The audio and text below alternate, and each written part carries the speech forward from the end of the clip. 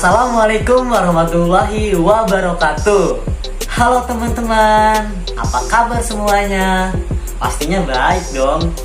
Semoga pada hari ini kita diberikan kesehatan dan semoga pada hari ini kita diberikan semangat yang tinggi untuk belajar. Sebelum saya melanjutkan video ini, saya akan memperkenalkan diri. Perkenalkan, nama saya Fikri Hardiansah. Saya dari mahasiswa Universitas Pancasakti Bekasi, Fakultas Ekonomi dan Bisnis di Prodi Manajemen dengan nomor NIM 289215062. Pada pertemuan kali ini saya akan menjelaskan tentang apa itu memo untuk memenuhi tugas ujian akhir semester dengan mata kuliah Typing Tutor dengan dosen pengampu Bapak Darmainis SEMM. Pasti banyak sebagian orang yang tidak tahu memo. Apa sih itu memo?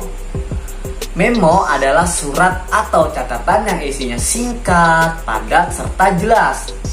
Isi dari memo harus singkat agar penerimanya dapat langsung mengetahui tujuan dibuatnya tanpa basa-basi. Pada umumnya, memo dituliskan atau diketik dengan isi tidak lebih dari 10 baris. Tujuan menulis memo biasanya untuk mengumumkan pemberitahuan, memberi arahan, ataupun melakukan permintaan atas sesuatu. Karena harus dituliskan dengan singkat dan padat serta jelas.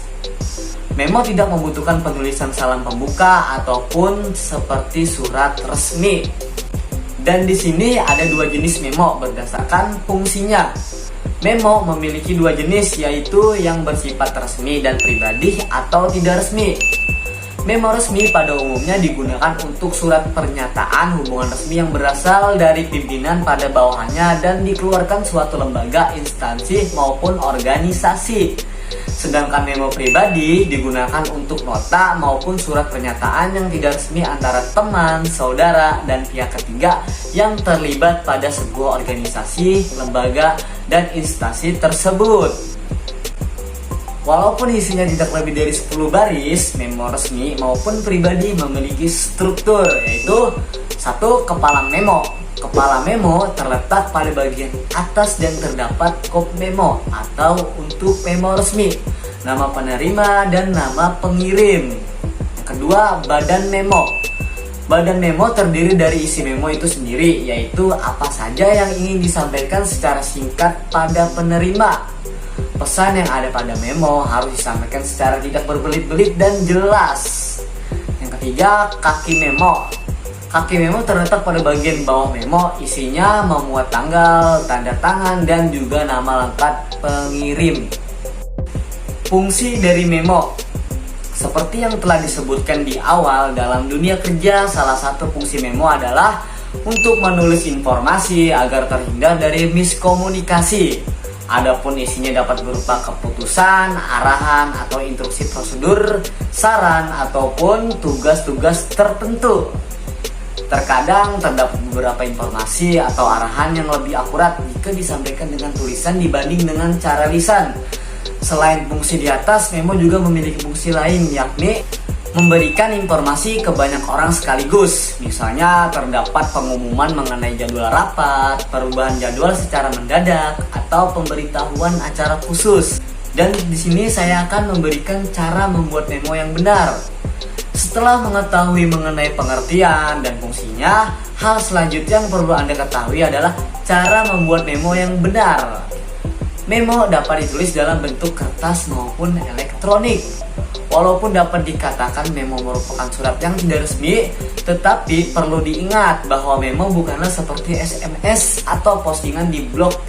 Jadi Anda harus menulisnya dengan sopan dan profesional. Sebelum menulisnya, terdapat hal-hal yang perlu Anda perhatikan. Dan yang perlu Anda perhatikan yaitu 1. Selalu gunakan kata yang jelas dan mudah dimengerti. Dan yang kedua, tulislah dengan ringkas, jangan membuang waktu pembaca. Yang ketiga, hindari bahasa gaul, gunakan bahasa yang format dan sopan. Dan yang keempat, gunakanlah huruf kapital untuk memberikan penekanan pada detail yang penting.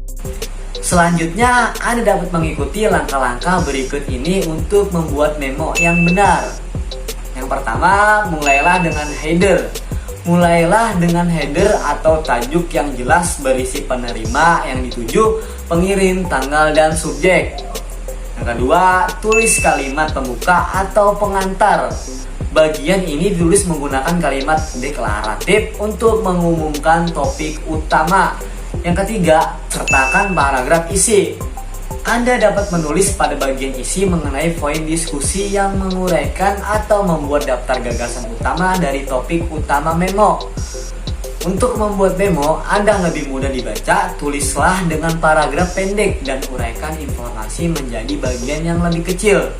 Ya, mungkin itu saja penjelasan tentang memo dari saya. Jika ada perkataan saya yang salah, mohon dimaafkan.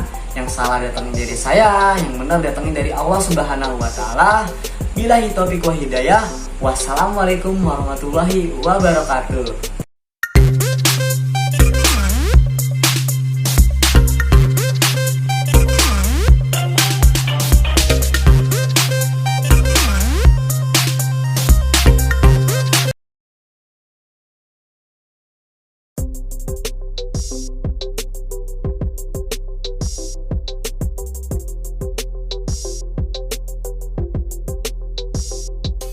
Mungkin itu saja penjelasan tentang memo dari saya. Jika ada perkataan saya yang salah, mohon dimaafkan. Yang salah datangnya dari saya, yang benar datangnya dari Allah Subhanahu wa Ta'ala. Billahi taufiq wa hidayah. Wassalamualaikum warahmatullahi wabarakatuh.